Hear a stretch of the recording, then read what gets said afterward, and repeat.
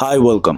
আজ এমন একটা বিষয় নিয়ে কথা বলবো যেটা নিয়ে সমাজে কথা বলা খুব প্রয়োজন, কিন্তু কেউ কথা বলে না। যদি তুমি প্রত্যেকটা মেয়ের দিকে হাওয়াসি নজরে তাকাও, তোমার ক্লাসে, রাস্তায় বা ফোনে যে কোনো মেয়েকে দেখে তোমার মাথায় নোংরা নোংরা চিন্তা আসে, তাহলে মনে রাখো এটা একটা প্রবলেম। এই ভিডিওতে আমি কোনো ফ্যান্সি অ্যাডভাইস দেবো না, শুধুমাত্র কয়েকটি উপায় যেটার দ্বারা তুমি তোমার এই হাওয়াসি নোংরা নজরকে কন্ট্রোলে রাখতে পারবে, যেটা তোমার উচিত।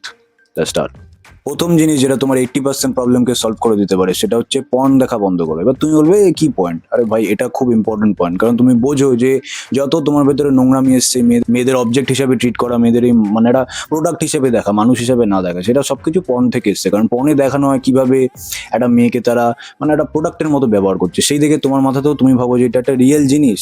এটা কখনোই রিয়েল না, সেটা ফেক। তুমি ভগবত গীতা পড়েছো? ভগবত গীতায় ভগবান শ্রীকৃষ্ণ কি বলেছেন? যে তোমার ইন্দ্রিয়কে যে কন্ট্রোল না করতে পারে সে জীবনে সবকিছু হারায়। বাজে জিনিস নিজের ভেতরে নেবে তাহলে সেটা তোমার বাইরে এফেক্ট ফেলবেই। তো নোংরা আর পর্ন বলতে আমি এইটা বলছি না যে শুধুমাত্র অ্যাকচুয়াল পর্ন, সেটা সফট পর্নও আছে। ইনস্টাগ্রামে এই নোংরামো করা মেয়েদের তুমি দেখো যারা হাফ নেকেড হয়ে নাচছে। সেকেন্ড থিং, এই যত নোংরা নোংরা স্টোরিজ বা ক্রাইম পেট্রোল, অল বালাজির মতো তুমি স্টোরি দেখো যেখানে দেখানো হয় এই বৌদিবাজি, এই সমস্ত নোংরা জিনিস তোমার উপরে এফেক্ট ফেলে। হয়তো তারা এইটা চায় না, তারা সাবধান করতে চায়, বাট তুমি যখন দেখছো এটা ইনডাইরেক্টলি তোমার উপরে ভাই একটা প্রভাব ফেলছে। তুমি এখন যদি নোংরায় পড়ে থাকো, তুমি যতই বড় ব্রাহ্মণের ছেলে হও, তোমার ভেতরে সেই নোংরামই থাকবে, মেয়েদের তুমি নোংরামোর নজরেই দেখবে।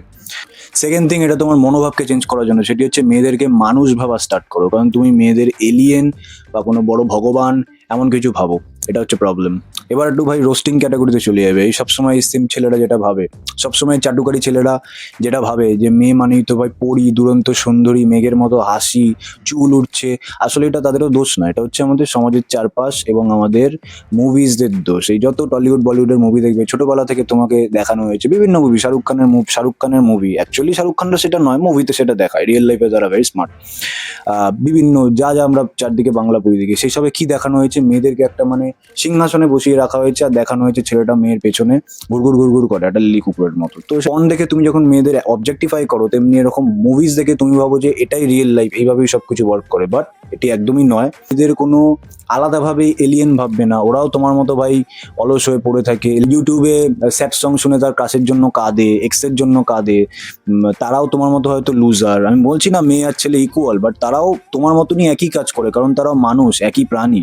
তো তোমাকে এটা বুঝতে হবে যে মেয়েদেরকে তুমি জাস্ট মানুষ হিসেবে ট্রিট করো, তাহলেই তুমি মেয়েদের দেখে, এই যত ভাই হ্যান্ডেল মারা পাবলিক আছে তারাই কিন্তু মেয়েদের দেখে অবজেক্টিফাই করে, যত চাটুকারি সিম্প পাবলিক আছে তারাই মেয়েদের দেখে এরকম হাওয়াসের নজরে দেখে।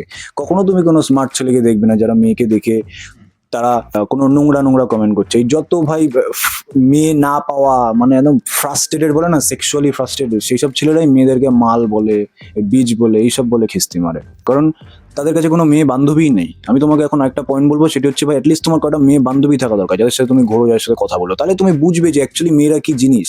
কারণ ভাই আঙুল ফল না থাকলে তোমার কাছে আঙুল ফল টকই মনে হবে। তুমি যখন নোংরামো মারবে, খিস্তি মারবে মেয়েদের ব্যাপার। এই পয়েন্টটাকে আমি যদি ছোটভাবে বলতে চাই, সেটা হচ্ছে ভাই কিছু মেয়ে বান্ধবী বানাও, তাদের সাথে কথা বলো, তাহলে তুমি বুঝবে যে, তো এই কথাটা বোঝো যে মেয়েরাও তোমার আমার মতো সেম মানুষ, শুধু জেন্ডারটা আলাদা।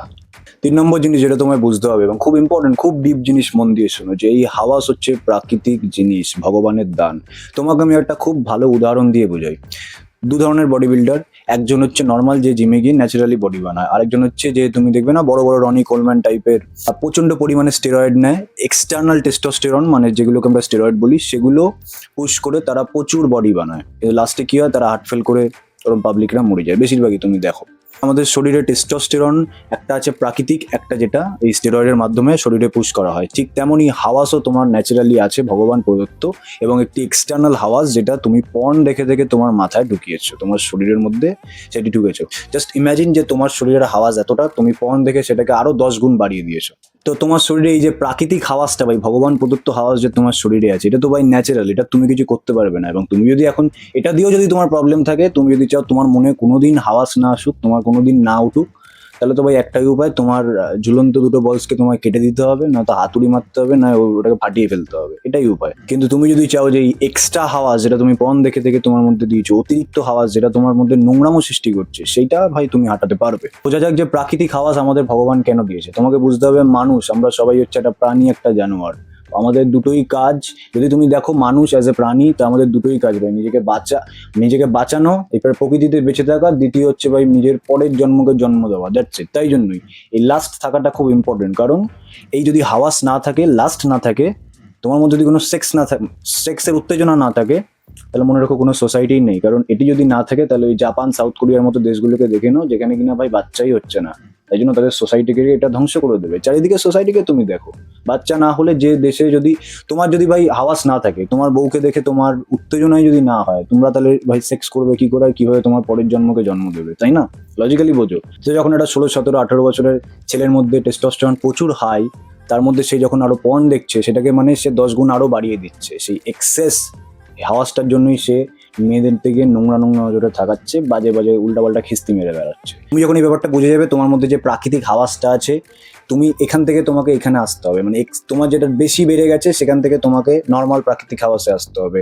তার থেকে নিচে গেলে তুমি ভাই একটা নকল জিনিস, যেটা তুমি কোনোদিন পারবে না তোমার প্রাকৃতিক যে ভগবান প্রদত্ত হাওয়াস সেটাকে কমাতে। তার দিয়ে নিচে তুমি যদি যাও, ওইসব ইউটিউবাররা এখনকার দিনে সব চালবাজি চলছে যে ফেক নো ফ্যাপ, ফেক ব্রহ্মচারী এইসব করে বেড়াচ্ছে, তাহলে ভাই তুমি নিজেকেই ধোকা দিচ্ছ। তোমাকে প্রাকৃতিক লেভেলে আসতে হবে। নর্মাল হাওয়াস তোমার মধ্যে থাকবে, তুমি এটাকে কোনোদিন শেষ করতে পারবে না একদমই। তুমি যদি সবসময় ভাবো যে তুমি একবারে তোমার মধ্যে থেকে হাওয়াস শেষই করে ফেলবে, সেটা কোনোদিন সম্ভব নয়। যত তুমি ওটা কম করার কথা ভাববে, তত তোমার মাথায় বেশি বেশি করে আরো নোংরা চিন্তা আসবে, হাওয়াসের চিন্তা আসবে। তো যখন এই ব্যাপারটা তুমি বুঝে যাবে, তখন তুমি বুঝতে চালু করবে যে আমাকে ভগবান এইভাবেই বানিয়েছে, আমার মধ্যে প্রাকৃতিক হাওয়াসটা থাকবেই। তখন তুমি মেয়েদের অটোমেটিক নোংরা নজরে দেখা বন্ধ করে দেবে, বুঝলে?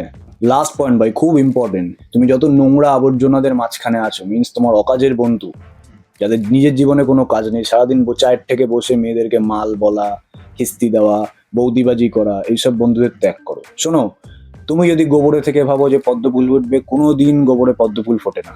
তো তুমি এক্সপেক্ট করো না তুমি আবর্জনার মধ্যে থেকে, ডাস্টবিনের থেকে তুমি একটা সাধু হবে। তো তোমার এই নোংরা ফ্রেন্ডগুলো হচ্ছে ডাস্টবিন। এই সবই হচ্ছে পর্নের ফল। পর্ন দেখেই এদের মাথায় এইসব ফেটিস জন্মেছে, যে স্টেপ সান, স্টেপ মম, স্টেপ ব্রাদার, স্টেপ সিস্টার, বৌদিবাজি, এগুলো সব পর্ন দেখে এসছে। আর যারা যারা এই বৌদিবাজি করে বেড়ায়, ভাই একটু শোন, সেটা ভাঙা না কেলানি দিতে হয় তোমাদের। লজ্জা করে না লোকের বিবাহিত মহিলার দিকে তাকাস? আরে শালা, তোদের দেখে তো বাচ্চারা শিখছে রে এখন। তারা যখন তোর বউকে দেখে এরকম বৌদিবাজি নোংরা নোংরা কথাবার্তা বলবে, তখন তোর কেমন লাগবে? নিজের বেলায় আটিসুটি, পরের বেলায় চিমটি কাটি। এর সঙ্গ যত তাড়াতাড়ি পারো ত্যাগ করে দাও। এই 2019 একটা জিনিস বেরিয়েছিল না, ও কি লাগছে, যত ছেলে মেয়েদের দেখে ও কি লাগছে বলে বেড়াচ্ছিল। এগুলো কি ভাই, কি এগুলো ছাপড়ি লাগে তোদের এগুলো। তোমাদের এগুলো যারা শেখায় তারা কিন্তু রিয়েল লাইফে এগুলো কোনো কিছু করেনি, কিন্তু তোমরা এইসব করো। তোমার মুখে যে থুতু মারেনি কোনো মেয়ে, তোমাদের ভাগ্য ভালো। কেলানি যে তোমরা খাওনি, অনেকে এইসব করে বেরিয়েছো। তো এইসব দেখাও বন্ধ করো, করাও বন্ধ করো। আর শুধু এই ছেলেদেরই দোষ না ভেবো না, আমি শুধু ছেলেদেরই দোষ দিচ্ছি ভাই। আমি জানি ছেলেদের অনেক দোষ আছে, আমি জানি আমার ভাইদের কি দোষ, কিন্তু এই বৌদিগুলোকে ধোয়া তুলসী পাতা ভেবো না। ইনস্টাগ্রামে এরাই ভাই সেক্সুয়াল পোজে হাফ শাড়ি পরে নাচবে উল্টো পাল্টা, এরাও চায় অ্যাকচুয়ালি যে ছেলেগুলো বৌদিবাজি করুক, এদেরও তুমি ধোয়া তুলসী পাতা ভেবো না। তো এই সবকিছু হচ্ছে ভাই পর্নের ফল। তো এইসব থেকে দূরে থাকতে হবে প্লিজ। যে যা খুঁজে করে বেড়াক, অ্যাটলিস্ট তুমি বোঝো যে এই ফেক জিনিসপত্রকে কোনোদিন মহান ভাববে না। এটি কুল নয়, এটি একদমই কুল নয়। এটি তোমাকে একটা ভিখারি বানায়, মনে হয় ছাপড়ি, থার্ড ক্লাস মনে হয়। আরো বাজে ভাষা মুখে আসছিল, বললাম না। তো প্লিজ এগুলো বন্ধ করো। আশা করি যা যা বললাম এটা দিয়ে তুমি এই যে প্রবলেমটা, সত্যি এটা নিয়ে কেউ কথা বলে না, বাট আমার মনে হলো এটা নিয়ে কথা বলা উচিত। সব সময় কখনো এটা ভাববে না যে আমার হাওয়াসকে আমার কন্ট্রোল করতে হবে, তাহলে কিন্তু আরো বেশি করে এটা ফুটে বেরোবে ভাই। তো মাথায় রাখো যে ভাই তোমার পরিবারের একটা মর্যাদা আছে, তুমি একটা ভদ্র ছেলে, তোমার দ্বারা তুমি এসব করবে না। কারণ এগুলো করলে তোমাকে একটা লুজার লাগে, আসল ছেলে কখনো এরকম হয় না। ব্যাপারটা বুঝো। আর এটা নিয়ে কথা বলা দরকার ছিল। তুমি চিন্তা করো না, তোমাকে নোংরামো করে মেয়ে পেতে হবে না, এই ছ্যাবলামি ছাপড়িগিরি করে মেয়ে পেতে হবে না। তুমি যদি ভাই নিজেকে তৈরি করো, অটোমেটিক তুমি মেয়ে পাবে, তোমার বিয়ে হবে, সবকিছুই হবে। তো ব্যাপারটা মাথায় ঢুকিয়ে নাও। আশা করি ভিডিওটা দিয়ে অনেক কিছু বুঝলে। থ্যাংক ইউ, ধন্যবাদ।